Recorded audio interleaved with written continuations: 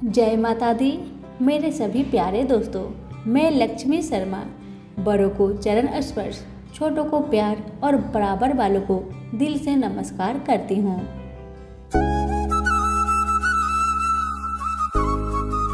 लक्ष्मी नारायण की जय हो।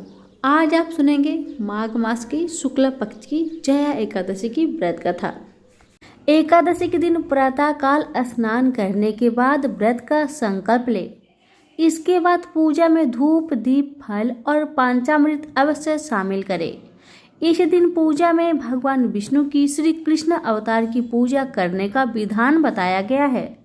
एकादशी व्रत में रात्रि जागरण करना बेहद ही शुभ होता है। ऐसे में रात में जागकर श्री हरि के नाम का भजन करें। इसके बाद अगले दिन द्वादशी पर किसी जरूरतमंद व्यक्ति को भोजन कराए, उन्हें दान दक्षिणा दे और उसके बाद ही अपने व्रत का पालन करें। इसके अलावा इस दिन ब्रह्मचर्य का पालन भी करना अनिवार्य होता है। जया एकादशी क्या करे और क्या ना करे। एकादशी व्रत वाले दिन विष्णु सहस्त्रनाम स्तोत्र का पाठ करना बेहद शुभ माना जाता है। इस दिन सभी लोगों को सदाचार का पालन करना चाहिए। इसके अलावा जो लोग व्रत नहीं रख सकते हैं, उन्हें भी इस दिन भगवान विष्णु और माता लक्ष्मी की पूजन करना चाहिए। इस दिन स्वास्तिक भोजन ही करें और दूसरों की बुराई करने से बचे। जया एकादशी के दिन भोग, विलास, छल कपट जैसी बुरी चीजों से बचना चाहिए। इस दिन लहसुन, प्याज और बैगन, मांस, मदिरा, पान, सुपारी, तंबाकू इत्यादि खाने से भी परहेज करना चाहिए। द्वादशी के दिन किसी जरूरतमंद व्यक्ति या ब्राह्मण को भोजन कराकर दान दक्षिणा देकर व्रत का पालन करना चाहिए। जया एकादशी व्रत का महत्व। धर्मराज युधिष्ठिर बोले, हे भगवान, आपने माघ के कृष्णा पक्ष की सतटीला एकादशी का अत्यंत सुंदर वर्णन करते हुए सुनाया है। आप स्वदेज, अंडज, उद्धिवज और जरायुज चारों प्रकार के जीवों के उत्पन्न, पालन तथा नाश करने वाले हैं। आप कृपा करके माघ शुक्ल एकादशी के विषय में भी बतलाइए। इस एकादशी का क्या नाम है तथा इसके व्रत का क्या विधान है, इसकी विधि क्या है, इसका व्रत करने से किस फल की प्राप्ति होती है और इसमें कौन से देव का पूजन किया जाता है। कृपया यह सब विधान पूर्वक मुझसे कहिए। श्री कृष्ण कहने लगे, हे राजन, माघ शुक्ल एकादशी के दिन आने वाली एकादशी को जया एकादशी के नाम से जाना जाता है। इसका व्रत करने से मनुष्य ब्रह्म हत्या आदि पापों से छूटकर मोक्ष को प्राप्त होता है तथा इसके प्रभाव से भूत, पिशाच आदि योनियों से मुक्त हो जाता है। इस व्रत को विधि पूर्वक करना चाहिए। अब मैं तुमसे पद्म पुराण में वर्णित इसकी महिमा की एक कथा सुनाता हूँ।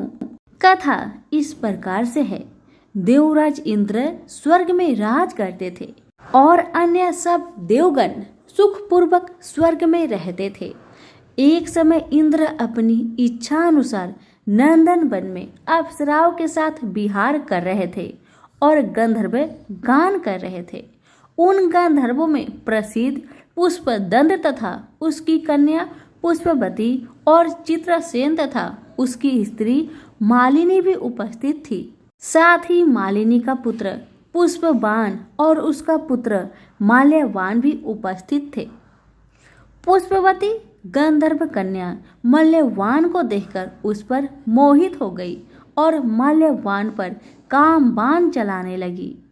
उसने अपने रूप, लावण्य और हाव भाव से माल्यवान को बस में कर लिया। हे राजन, वह पुष्पवती अत्यंत सुंदर थी। अब वे इंद्र को प्रसन्न करने के लिए गान करने लगी, परंतु परस्पर मोहित हो जाने के कारण उनका चित्त भ्रमित हो गया था। इनके ठीक प्रकार न गाने तथा स्वर ताल ठीक नहीं होने से इंद्र इनके प्रेम को समझ गया और उन्होंने इसमें अपना अपमान समझकर उनको श्राप दे दिया। इंद्र ने कहा, हे मूर्खो, तुमने मेरी आज्ञा का उल्लंघन किया है, इसलिए तुम्हारा धिक्कार है। अब तुम दोनों स्त्री पुरुष के रूप में मृत्यु लोक में जाकर पिशाच रूप धारण करो और अपने कर्म का फल भोगो। इंद्र का ऐसा श्राप सुनकर वे अत्यंत दुखी हुए और हिमालय पर्वत पर दुख पूर्वक अपना जीवन व्यतीत करने लगे। उन्हें गंध, रस तथा स्पर्श आदि का कुछ भी ज्ञान नहीं था। वहां उनको महान दुख मिल रहे थे। उन्हें एक क्षण के लिए भी निद्रा नहीं आती थी। उस जगह अत्यंत शीत था, इससे उनके रोंगटे खड़े रहते और माड़े शीत के दांत बजते रहते। एक दिन पिशाच ने अपनी स्त्री से कहा कि पिछले जन्म में हमने ऐसे कौन से पाप किए थे जिससे हमको यह दुखदायी पिशाच योनि प्राप्त हुई है। इस पिशाच योनि से तो नरक के दुख सहना ही उत्तम है, अतः हमें अब किसी प्रकार का पाप नहीं करना चाहिए। इस प्रकार विचार करते हुए वे अपने दिन व्यतीत कर रहे थे। देव योग से तभी माघ मास में शुक्ला पक्ष की जया नामक एकादशी आई। उस दिन उन्होंने कुछ भी भोजन नहीं किया एवं अच्छे अच्छे कार्य किए। केवल फल फूल खाकर ही दिन व्यतीत किया और सायंकाल के समय दुखी अवस्था में पीपल के वृक्ष के नीचे बैठ गए। उस समय सूर्य भगवान अस्त हो रहे थे। उस रात को अत्यंत ठंड थी, इस कारण वे दोनों शीत के मारे अति दुखित होकर मृतक के समान वापस में चिपटे हुए पड़े रहे। उस रात्रि को उनको निंद्रा भी नहीं आई।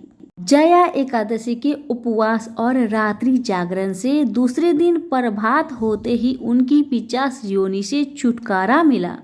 अत्यंत सुंदर गंधर्व और अप्सरा की देह धारण कर सुंदर वस्त्रभूषणों से अलंकृत होकर उन्होंने स्वर्ग लोक को प्रस्थान किया। उस समय आकाश में देवता उनकी स्तुति करते हुए पुष्प वर्षा करने लगे। स्वर्ग में जाकर दोनों ने देवराज इंद्र को प्रणाम किया। देवराज इंद्र इनको पहले रूप में ही देखकर अत्यंत आश्चर्यचकित हुए और पूछने लगे कि तुमने अपनी यह पिशाच योनि से किस प्रकार छुटकारा पाया, अतः हमें भी यह सब बतलाओ। मल्यवान बोले, हे देवेंद्र, भगवान विष्णु की कृपा और जया एकादशी के व्रत के प्रभाव से हमारी पिशाच देह छूट सकी है। तब इंद्र बोले कि हे मल्यवान, भगवान की कृपा और एकादशी का व्रत करने से न केवल तुम्हारी पिशाच योनि छूट गई है, वरन हम लोगों के भी वंदनीय हो गए, क्योंकि विष्णु और शिव के भक्त हम लोगों के वंदनीय हैं। अतः आप धन्य हैं। अब आप पुष्पवती के साथ जाकर विहार करो। श्री कृष्ण भगवान कहने लगे कि हे राजन युधिष्ठिर, इस जया एकादशी के व्रत से बुरी योनि से मुक्ति मिल जाती है। जिस मनुष्य ने जया एकादशी का व्रत किया है उसने मानो सब यज्ञ जप दान आदि कर लिए। जो मनुष्य जया एकादशी का व्रत करते हैं वे अवश्य ही 1000 वर्ष तक स्वर्ग में वास करते हैं। सभी प्रेम से बोलिए विष्णु भगवान की जय हो। हमारी सुनाई हुई कथा अच्छी लगे तो लाइक शेयर करना बिल्कुल ना भूले। आप सभी का बहुत बहुत धन्यवाद।